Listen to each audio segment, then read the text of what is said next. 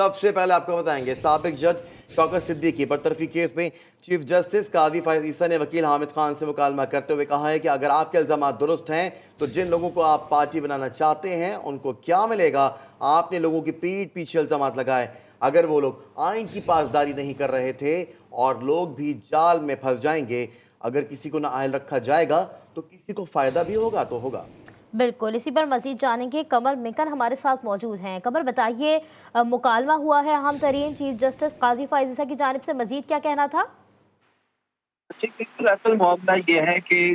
Justice Shaukat Aziz Siddiqui کو supreme judicial council کی طرف سے برطرف کیا گیا تھا، جس کے بعد سپریم کورٹ کے اندر ان کا کیس آج سماعت کے لیے مقرر کیا گیا۔ آج جب سماعت شروع ہوئی تو سب سے پہلے آج کا جو سماعت کا ایجنڈا تھا وہ یہ تھا کہ نوٹسز جاری کیے جائیں گے، کیونکہ چیف جسٹس نے پوچھا تھا کہ جن پر آپ الزامات لگا رہے ہیں کیا آپ اس کو فریق نہیں بنانا چاہیں گے، جس کے بعد شوکت عزیز صدیقی کے وکیل حامد خان نے کہا کہ جی بالکل ہم ان کو فریق بنانا چاہتے ہیں۔ تو پھر کل اس بات پر سماعت جو ہے وہ ملتوی ہوئی اور آج سماعت پر نوٹسز ہونا تھے، جبکہ سب سے پہلے چیف جسٹس نے پوچھا کہ آپ جن پر الزامات لگا رہے ہیں کیا ان کے خلاف آپ کے پاس ثبوت موجود ہیں، کیا گراؤنڈز ہیں، اور کیا انہوں نے جو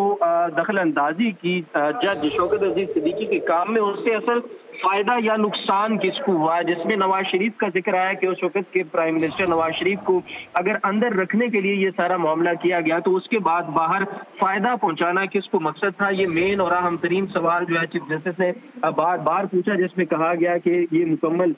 جو معاملات ہیں یہ 75 سال سے ہینڈل ہو رہے ہیں اور اسی طرح سے معاملات چل رہے ہیں، جس پر چیف جسٹس نے کہا کہ اگر ہم نوٹس کر دیں تو ہم یہ نہیں چاہتے کہ کسی ایسے شخص کو نوٹس کریں جس کے خلاف آپ کے پاس ثبوت موجود نہ ہو، اور اسی پر ابھی تک جو ہے وہ بحث چل رہی ہے۔ اس میں بڑا اہم ترین مکالمہ جو ہے وہ کراچی بار ایسوسی ایشن کے جو نمائندے ہیں وہ بھی اس وقت ویڈیو لنک پر موجود ہیں، اور ان کے ساتھ جو چیف جسٹس کا مکالمہ ہوا ہے صلاح الدین صاحب کے ساتھ وہ بڑا دلچسپ تھا۔ تو چیف جسٹس نے کہا کہ کیا کسی کے نام بھی لکھ دے تو کیا ہم نوٹس کر دیں گے، کل کو کوئی بھی وکیل اگر آپ کا نام لکھ دے گا تو کیا آپ چاہتے ہیں کہ ہم اس کو بھی نوٹس کر دیں؟ ہمارے کندھوں کو آپ استعمال کرنا چاہ رہے ہیں، نوٹس جاری کر کے بلا وجہ لوگوں کو تنگ بھی نہیں کرنا چاہیے کسی سیاسی جماعت کو نکالنے کے لیے، کیا یہ سب ہوا ہے؟ اور صلاح الدین صاحب نے جب جواب دیا تو انہوں نے کہا کہ جوڈیشل سسٹم پر دباؤ ڈال کر نواز شریف کو نکالا گیا، اس سے فائدہ کس کو ہوا؟ تو صلاح الدین صاحب نے کہا کہ ہم نے انکوائری کی درخواست کی تاکہ حقائق سامنے آئے، اور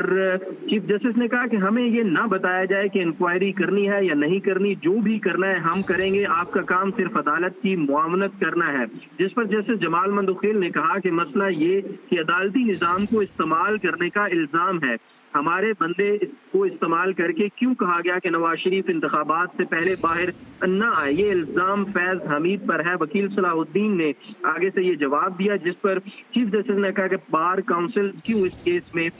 پیش ہوئی ہیں، شامل ہوئی ہیں؟ تو بیرسٹر صلاح الدین نے کہا کہ ہم تحقیقات چاہتے ہیں کہ کیا واقعی شوکت عزیز صدیقی برطرفی کیس میں بانی پی ٹی آئی کو فائدہ ہوا یا نہ ہوا۔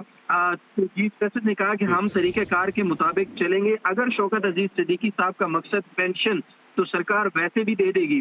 لیکن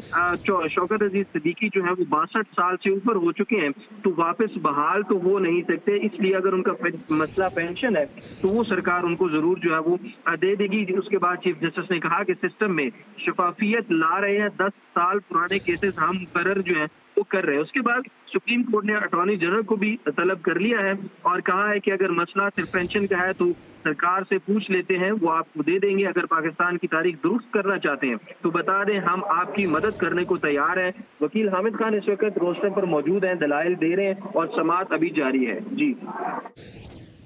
ٹھیک ہے قمر، آپ نے تفصیلی طور پہ اہم سماعتی والے سے اپڈیٹ کیا، شکریہ آپ کا۔